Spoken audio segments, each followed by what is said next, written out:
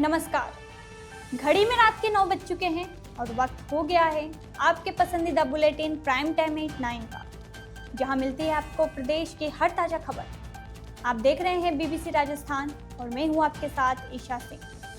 चलिए शुरुआत करते हैं आज की सबसे अहम खबरों के साथ। डालते हैं एक नजर आज की सुर्खियों पर। बीकानेर में सामाजिक कार्यकर्ता के घर पर ताबड़तोड़ फायरिंग। रोहित गोदारा गैंग ने मांगी थी 5 करोड़ की रंगदारी। प्रतापगढ़ पुलिस ने 6 माह से फरार डोडा चूरा तस्कर को किया गिरफ्तार। 15 लाख रुपए के अवैध अफीम डोडा चूरा के मामले में था वांछित। मोटागांव के 2 व्यापारी दोस्त 2 दिन से लापता। कार में बैठकर निकले थे, ना कार का पता ना दोनों युवक मिले।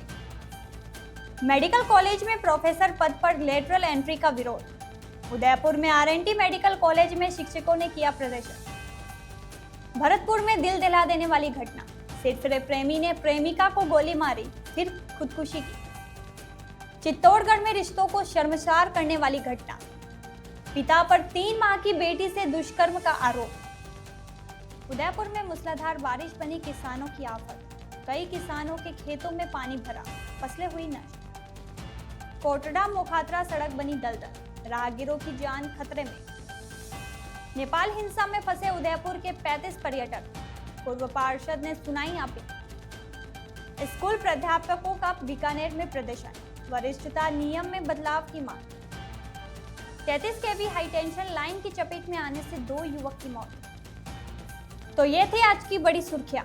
अब बढ़ते हैं खबरों की पूरी रिपोर्ट की ओर विस्तार से। बीकानेर में अपराधियों ने एक बार फिर कानून व्यवस्था को खुली चुनौती दी है। आज अल सुबह करीब 4 बजे रोहित गोदारा गैंग के सदस्यों ने सामाजिक कार्यकर्ता सुखदेव चायल के घर पर धावा बोलते हुए 6 से 7 राउंड फायरिंग की। यह फायरिंग उस समय हुई जब 2 दिन पहले ही पुलिस ने इसी गैंग से जुड़े बदमाशों के पास से भारी मात्रा में हथियार बरामद किए थे। तब भी पुलिस को इस तरह की किसी बड़ी घटना की आशंका थी, जो आज सच साबित हो गई। सूत्रों के अनुसार रोहित गोदारा गिरोह की ओर से सुखदेव चायल से 5 करोड़ रुपए की रंगदारी मांगी गई थी। अंदेशा जताया जा रहा था कि रंगदारी न मिलने पर ही हमला किया गया है।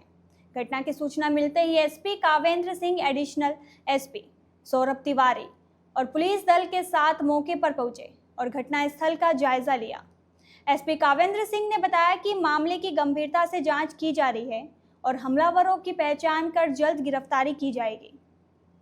पुलिस ने घटनास्थल से सबूत जुटाने शुरू कर दिए हैं और आसपास लगे सीसीटीवी कैमरे की फुटेज भी खंगाली जा रही है। जी बताएं, क्या मामला है? लगभग 15 से 20 दिन है जो मेरे पास एक व्हाट्सएप कॉल आती है। 3 से 4 बार मिस कॉल आती है, फिर मैंने उसको अटेंड नहीं किया। फिर लगातार फ़ोन आने पर मैंने उसको अटेंड किया। उस व्यक्ति ने अपने आपको रोहित गोदारा बताते हुए मेरे से जो फिरौती की मांग की। मैंने मना करने पर उसकी ओर से ये कहा गया कि अगर फिरौती नहीं दी गई तो तुझे तेरे पूरे परिवार को इसका भुगतान करना पड़ेगा। और मुझे सब पता है तू कहाँ कौन सी मीटिंगों में जाता है, मुझे पता है तू कांग्रेस का पदाधिकारी है, सब पता है मुझे। तेरा भाई कहाँ जाता है, क्या करता है, तो तुझे ये मान के चलना पड़ेगा। तो मरना ही पड़ेगा अगर पैसे नहीं दिए तो।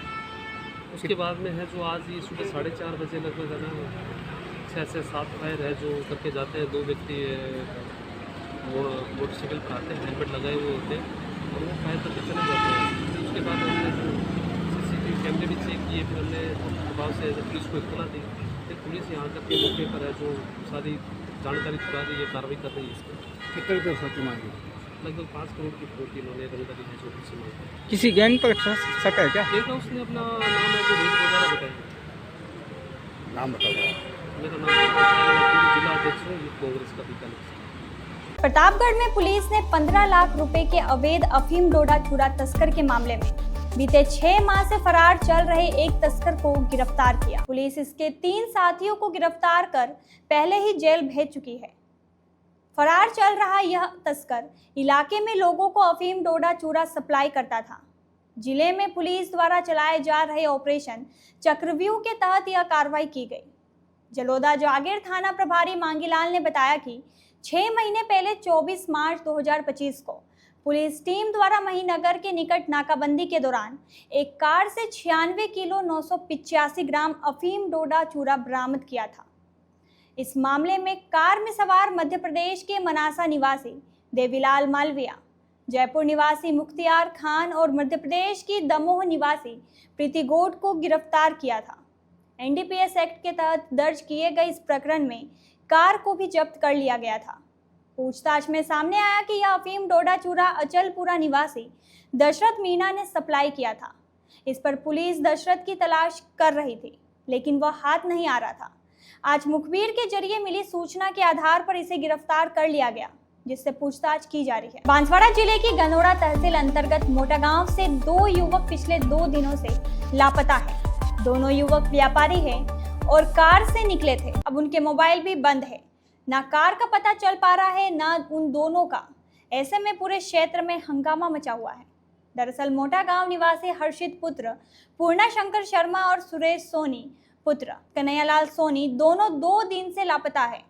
बताया जा रहा है कि दोनों एक स्विफ्ट कार में निकले थे, उसके बाद कई जगह घूमे लेकिन वापस घर नहीं लौटे।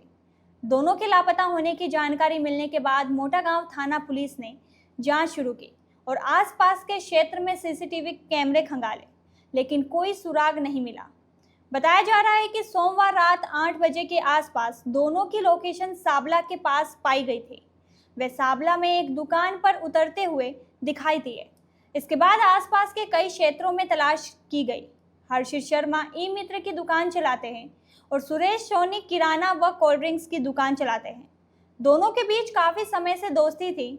जब रात तक भी नहीं पहुंचे तो ग्रामीण और परिजन थाने पहुंच गए और रिपोर्ट दी।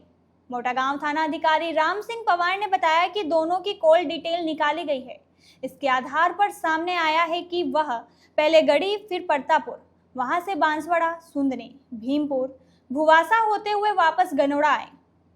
इसके बाद लोहारिया होते हुए पालोदा और लसाड़ा की तरफ गए। इसके बाद ही लोकेशन नहीं आ रही है। बताया जा रहा है कि करीब 126 किलोमीटर तक दोनों कार में घूमे थे। इस मामले में पुलिस कई एंगल से जांच कर रही है। दूसरी ओर हर्षित के भाई गगन शर्मा ने सुरेश सोनी के खिलाफ रिपोर्ट दी है और कहा कि सुरेश सोनी धोखे में रहकर उसके भाई को जबरदस्ती अपने साथ ले गया। इस बीच परिजनों का कहना है कि हर्षित के पिता ने उसे कॉल किया था और दोनों की बातचीत हुई थी।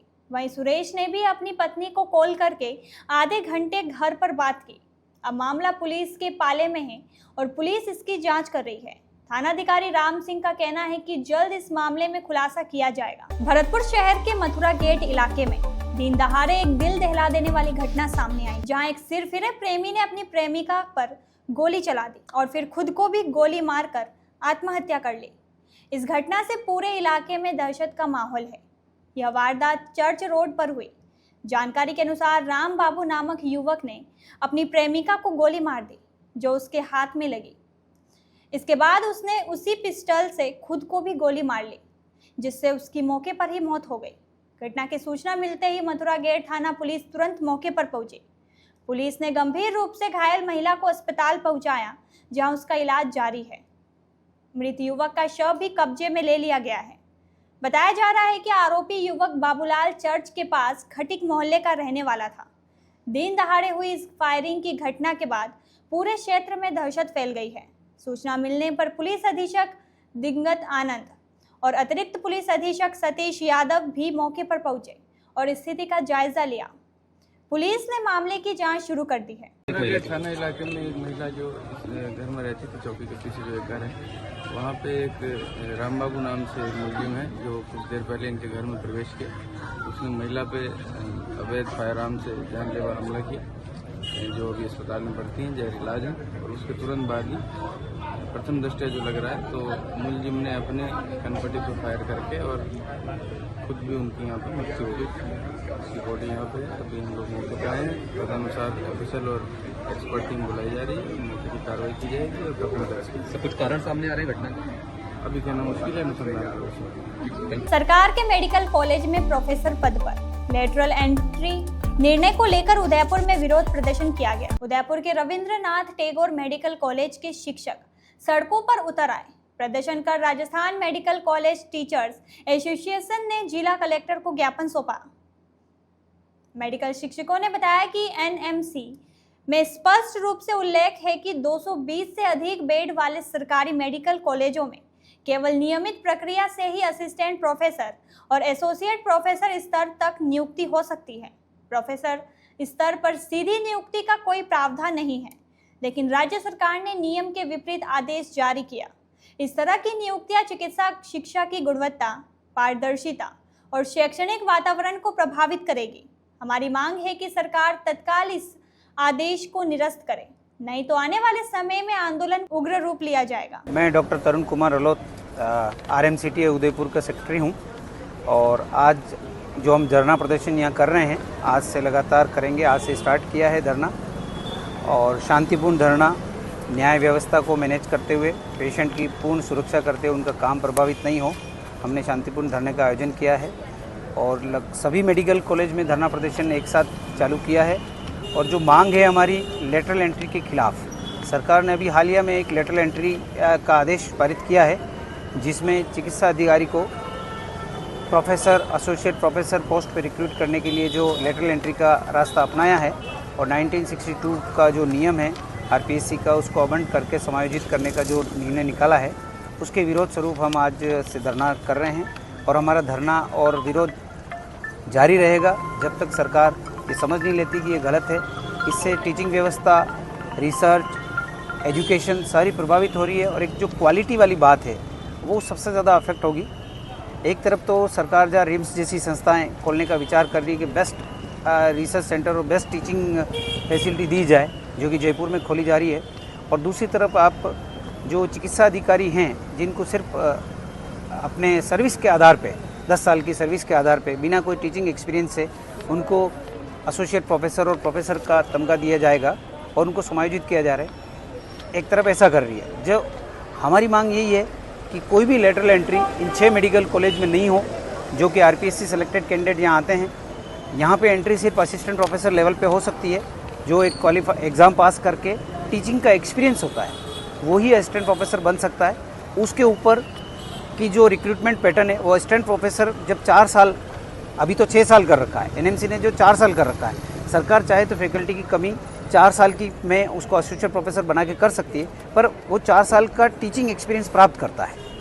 प्रोफेसर लेवल पे 6 के बाद अगले 4 साल पे करती है, तो NMC के हिसाब से वो 3 साल में कर सकती है। तो वो टीचिंग एक्सपीरियंस प्राप्त करता है, शोध करता है, रेजिडेंट को रिसर्च कराते हैं और पेपर लिखते हैं, उसके बाद ही वो प्रोफेसर कहलाते हैं। और सरकार बिना किसी योग्यता के जो इन मेडिकल कॉलेजों में करने जा रही है वो अन्य पूर्णतः गलत है।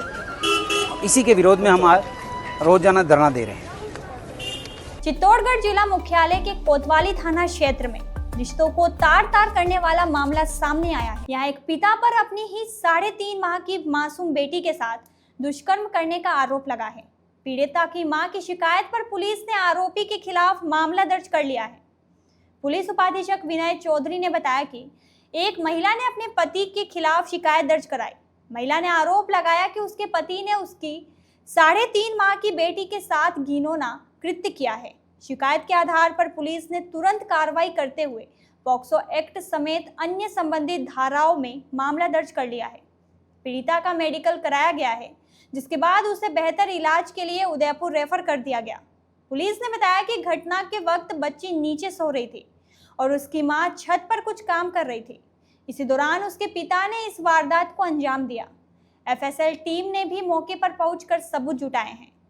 पुलिस ने पीड़िता की मां के बयान दर्ज कर लिए हैं और मामले की जांच शुरू कर दी है। इस घटना से पूरे क्षेत्र में आक्रोश और सदमे का माहौल है। सामने आया है कि बच्ची की उम्र क्या है और किस तरह का मामला और क्या घटना हुई है? बच्ची की जो उम्र है वो लगभग 3.5 महीने है। उसकी माता ने रिपोर्ट दर्ज कराई है अपने पति के खिलाफ, पॉक्सो एक्ट में मुकदमा दर्ज किया है।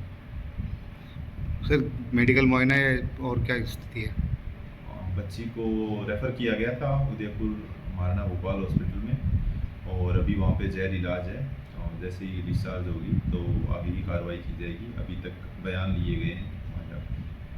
उदयपुर में पिछले सप्ताह शनिवार और रविवार को हुई मूसलाधार बारिश किसानों के लिए आफत बनकर आई। शहर से सटे मनवाखेड़ा, कानपुर सहित अन्य ग्रामीण क्षेत्रों के खेतों में जलभराव की स्थिति हो गई है। कई बीघा खेतों की फसलें नष्ट हो गई हैं। यहाँ तक कि बारिश के बाद धूप खिले हुए 2 दिन हो चुके हैं, लेकिन अब तक खेतों में पानी भरा हुआ है। मनवाखेड़ा गांव के किसानों से बात की तो उन्होंने बताया कि फसल तो नष्ट हुई है, पशुओं के लिए हरे चारे की व्यवस्था भी नहीं रही है। सरकार से मांग है कि पशुओं के लिए चारे की व्यवस्था करें और जल्द गिरदावरी करवाकर किसानों को मुआवजा दिलाएं। निवासी हूँ प्रेमचंद पटेल। यहाँ पे अभी जो 2 दिन पहले बारिश हुई थी उसमें मतलब इधर से फुल पानी आया था, खेतों में भर गया था। कि नहीं किसानों ने गोभी बोई हुई थी, किन्हों ने धनिया बोया हुआ था, किसी के मक्की वगैरह सब थी। हकई निंदाई कंप्लीट करके न फसल मतलब मार्केट में जाने में 15-20 दिन बाकी थे। ये पानी भरने से धनिया वगैरह सब खराब हो गया और गोभी का बीज बहुत महंगा मिलता है, उनको ला के इन्होंने खाद बीज डाल के बड़ा पौधा किया था, वो भी ख़त्म हो गया और मक्की भी ख़राब हो गई किसानों का। हम तो यही सरकार से अपील चाहते हैं, एक बार इनकी जिंसवारी कराए, मौके पे मुआयना कराए और किसानों को जो खर्चा वो उनको मुआवजा दिया जाए। नुकसान हुआ है, किसी ने क्या फसल लगाई, किसी ने क्या फसल लगाई, लाखों रुपए का नुकसान हुआ है और अभी हरा चारा भी ख़त्म हो गया है। और हमारे भी उधर आगे ज़मीन है, कम से कम 20 बीघे पे पानी भरा हुआ है फसलों में, तो चारे के लिए बहुत कमी आ गई है। कौन सी और फसल बर्बाद हुई है? ज्वार, मक्की और कुछ और भी है, बहुत सारी फसलें थी।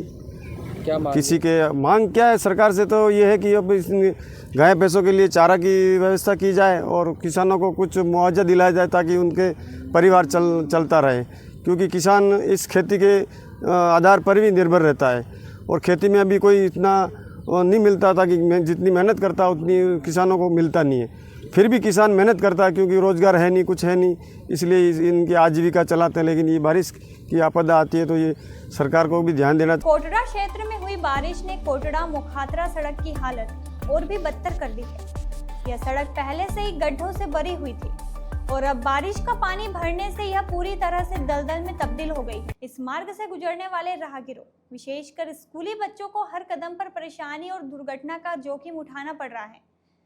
सड़क पर जगह जगह 1 फुट से ज्यादा गहरा पानी जमा हो गया है, जिससे वाहन चालकों को गड्ढों का अंदाजा नहीं लग पाता। ग्रामीण और स्कूली बच्चे जान हथेली पर रखकर इस रास्ते से आने जाने को मजबूर है। स्थानीय लोगों का कहना है कि करीब 10 साल पहले लाखों की लागत से सड़क बनी थी, उसके बाद से कभी मरम्मत नहीं हुई। नतीजतन हर साल बारिश के मौसम में यह सड़क लोगों के लिए मुसीबत का सबब बन जाती है। ग्रामीणों ने प्रशासन से जल्द इस सड़क की मरम्मत कराने की मांग की है ताकि लोगों को इस समस्या से निजात मिल सके। नेपाल में चल रही हिंसक घटनाओं के कारण उदयपुर के कई पर्यटक वहां फंस गए। इनमें उदयपुर के पूर्व पार्षद अनिल सिंघल और उनका परिवार भी शामिल है, जो 5 सितंबर को नेपाल घूमने गए थे। हिंसा भड़कने के बाद वे पोखरा के एक होटल में फंस गए हैं। अनिल सिंघल ने बताया कि हिंसा शुरू होने के बाद से उनका परिवार काफी परेशान है। उदयपुर में मौजूद उनके परिजन लगातार उनसे संपर्क बनाए हुए हैं। सिंघल ने जानकारी दी कि वे अपने परिवार के साथ अभी पोखरा में हैं। उन्हें आज ही पोखरा से काठमांडू जाना था और 12 सितंबर को काठमांडू से दिल्ली की फ्लाइट थी, लेकिन हिंसा के चलते उनकी यात्रा रुक गई है। सिंघल ने बताया कि उनके अलावा उदयपुर के करीब 35 अन्य लोग भी नेपाल में फंसे हुए हैं। उन्होंने कहा कि स्थिति अब नियंत्रण में है क्योंकि सेना ने मोर्चा संभाल लिया है। पुलिस और दमकल कर्मी सहित अन्य प्रशासनिक कर्मी मैदान छोड़कर जा चुके हैं। उन्होंने कहा कि अच्छी बात यह है कि आंदोलनकारी पर्यटकों को परेशान नहीं कर रहे हैं और वे अपने होटल में सुरक्षित हैं। मैं आज नेपाल के पोखरा जिले में हूँ। यहाँ पर नेपाल की स्थिति 2 दिन पहले अचानक बिगड़ गई। यूथ ने करप्शन और सोशल मीडिया बैन करने को आंदोलन कर दिया। इसको लेकर यहाँ का यूथ बहुत एग्रेसिव हो चुका है और उन्होंने कल तक हालात बहुत बिगाड़ दिए थे। हम लोग यहाँ सेफ हैं, होटल में हैं और सबसे बड़ी बात कि आंदोलनकारी टूरिस्ट को कोई परेशानी नहीं दे रहे हैं। आपकी शुभकामनाओं के साथ मैं खुश हूँ, मैं प्रसन्न हूँ। धन्यवाद। प्राध्यापक स्कूल शिक्षा कॉमन सीनियरिटी संघर्ष समिति के सदस्यों ने प्रारंभिक एवं माध्यमिक शिक्षा निदेशालय के सामने धरना प्रदर्शन किया। संघर्ष समिति के सदस्य पवन कुमार ने बताया कि राजस्थान में करीब 9000 व्याख्याताओं की प्रमुख मांग यह है कि प्रिंसिपल पद पर पदोन्नति के लिए ग्रुपिंग के बजाय विषयवार और रैंक के आधार पर एक कॉमन मेरिट लिस्ट बनाई जाए। उन्होंने आरोप लगाया कि वर्तमान में कुछ पदों को प्राथमिकता देकर ऐसे लोगों को प्रिंसिपल बनाया जा रहा है जिनकी रैंक कम है, जबकि उनसे बेहतर रैंक वाले व्याख्याता 5 से 10 साल बाद प्रिंसिपल बन पाते हैं। पवन कुमार ने बताया कि पूरे भारत में यह नियम है कि सामूहिक भर्ती परीक्षा में जिसकी रैंक सबसे पहले आती है वही पहले प्रिंसिपल बनता है। लेकिन राजस्थान में इस नियम की अनदेखी करके कुछ चुनिंदा लोग इसका गलत फायदा उठा रहे हैं। उन्होंने इस नियम में तुरंत संशोधन की मांग की है। प्रदर्शन में राजस्थान के हर जिले से एक सदस्य शामिल हुआ। संघर्ष समिति के सदस्य सुरेंद्र बड़ेसरा ने चेतावनी दी है कि अगर जल्द ही इस नियम में सुधार नहीं किया गया तो वे बड़ा आंदोलन करेंगे। हमारी मांग है कॉमन सीनियरिटी। कॉमन सीनियरिटी के अंदर ये है कि grouping of subjects, all subjects rank wise करना। और मांग का कारण क्या है कि 16/10/2015 को व्याख्याताओं की एक प्राध्यापक स्कूल शिक्षा है, उनकी एक भर्ती की गई थी एक ही नोटिफिकेशन के द्वारा। 16/10/2015 को एक नोटिफिकेशन जारी किया गया था, उसके माध्यम से की गई थी। अब बात है कि उसमें 19 सब्जेक्ट थे। 19 सब्जेक्ट में भी कुछ सब्जेक्ट जो है फाइनली आरपीएससी ने रिजल्ट निकाला, अलग अलग डेट्स को रिजल्ट निकले, क्योंकि भर्ती प्रक्रिया बड़ी है तो एक साथ रिजल्ट निकालना भी संभव नहीं है। अलग अलग डेट्स को रिजल्ट निकाले गए हैं और उन डेट को क्या हुआ है कि जैसे ही रिकमेंडेशन जारी है वैसे ही विभाग क्या कर रहा है, पोस्टिंग ऑर्डर जारी कर रहा है। अब यहाँ कमाल की बात यह है कि अगर विभाग यूँ कह रहा है कि भाई जिसका रिजल्ट पहले आ गया तो हम उसके हिसाब से पोस्टिंग ऑर्डर जारी करें, तो मेरा ये कहना है कि फिजिक्स सब्जेक्ट है, 18/9 को रिजल्ट आया था फिजिक्स का, जबकि राजस्थानी और एक सब्जेक्ट है सिंधी, उनके अंदर रिजल्ट जो है वो 21 को जारी हुआ है, फिर भी वो हमसे सीनियर ही है इसके अंदर। अब बात है कि हो क्यों रहा है ऐसा, तो इसका कारण है कि जिसका पोस्टिंग ऑर्डर जल्दी जारी कर दिया वो सीनियर है। नियम क्या है, नियम 36 और उसका प्रोविज़ो 1 और प्रोविज़ो 1 के अंदर भी रूल 28, इन सब का एग्जाम्पल दे करके और ये कह रहे हैं सीनियरिटी बनाने का। आज आपने क्या किया और क्या मांगे आप? हमारी आज की मांग है कि जो रूल 36 है उसको, उसकी सभी व्याख्याताओं के लिए कि भाई रूल 36 है उनको एक तो ढंग से इंटरप्रेट किया जाए। भाई ये है कि अगर वन एंड सेम सिलेक्शन है तो फिर किसी सब्जेक्ट को आप इन्फीरियर कर रहे हो, किसी को सुपीरियर कर रहे हो, मतलब एक कम रैंक वाला स्टूडेंट जो है किसी और सब्जेक्ट का, वो किसी दूसरे सब्जेक्ट के सुपीरियर स्टूडेंट के ऊपर मार्च ओवर कर रहा है, तो ये कैसे पॉसिबल है कि वन एंड सेम सिलेक्शन होते हुए भी आगे पीछे नहीं मांग होती तो कब तक क्या रहेगा? जी सर, मांग नहीं पूरी होती तो आप तो ये धरना हम ये कंटिन्यू करेंगे। इसके बाद नाम बताओ। आमरण अनशन भी शुरू करेंगे इसके बाद। नाम बताओ। जी पवन राजपुरोहित मेरा नाम। उदयपुर जिले के सायरा थाना क्षेत्र के भोपा का खेत गांव में 33 केवी हाई टेंशन बिजली लाइन की चपेट में आने से 2 युवकों की मौत हो गई। उनकी मौत का पता तब चला जब बिजली विभाग के कर्मचारी लाइन में खराबी ढूंढते हुए मौके पर पहुंचे। दरअसल रात में गांव की बिजली गुल हो गई थी। जब सुबह तक बिजली नहीं आई तो ग्रामीणों ने बिजली विभाग में शिकायत दर्ज कराई। बिजली निगम के कर्मचारी फॉल्ट ढूंढते हुए जंगल में आए, जहां उन्होंने 2 युवकों के बुरी तरह झुलसे हुए शव देखे और पास में ही बिजली का तार टूटा हुआ था। इसके बाद उन्होंने तुरंत पुलिस को सूचना दी। सायरा थाना अधिकारी किशोर सिंह शक्तावत और बिजली विभाग के अधिकारी मौके पर पहुंचे और जांच शुरू की। थाना अधिकारी शक्तावत ने बताया कि शुरुआती जांच में सामने आया कि दोनों युवक बिजली के तार चोरी करने आए थे। उनके शव कुछ दूरी पर मिले हैं और उनके आसपास लकड़ी और लोहे जैसी चीजें भी पड़ी थी। हालांकि पुलिस मामले की विस्तृत जांच कर रही है। घटना के बाद से गांव में लोगों की भीड़ जमा हो गई। दोनों युवकों के शवों को अस्पताल की मोर्चरी में रखवाया गया है। तो ये थे आज की बड़ी खबरें। राज्य की हर छोटी बड़ी हलचल को जानने के लिए जुड़िए हमारे साथ रात 9 बजे BBC राजस्थान प्राइम टाइम 9। अगर आप भी अपने क्षेत्र, संस्था, समाज या संगठन की खबरें हमारे साथ साझा करना चाहते हैं तो हमसे संपर्क करें 9414102499 पर। और राजस्थान की हर ताज़ा जानकारी के लिए फॉलो करें और सब्सक्राइब करें हमारे इंस्टाग्राम व यूट्यूब चैनल BBC राजस्थान।